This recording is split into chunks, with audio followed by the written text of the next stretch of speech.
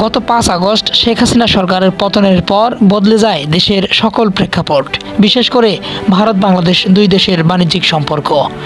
সরকার পতনের পর থেকে ভারত বাংলাদেশের বৈরিতা বাড়তে থাকে। ক্ষোভে মোদি প্রশাসন বাংলাদেশ থেকে মুখ ফিরিয়ে নেন, বন্ধ করে দেন আমদানি রপ্তানি। ফলে বাংলাদেশে বাড়তে থাকে ভারতীয় মশলাসহ সব পণ্যের দাম। এক পর্যায়ে পাকিস্তান সহ বিশ্বের প্রায় সব দেশ যখন সহযোগিতার হাত বাড়িয়ে দেয়, তখন বাংলাদেশিরাও ভারতীয় সব পণ্য বয়কট করতে থাকে।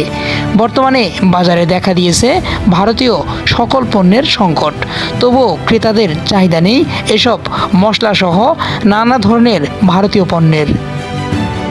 ভারত যেমন বাংলাদেশ থেকে মুখ ফিরিয়ে নিয়েছিল, ঠিক তেমনিভাবে বাংলাদেশিরাও ভারতীয় সকল পণ্য বয়কট করে দেখিয়ে দিয়েছে।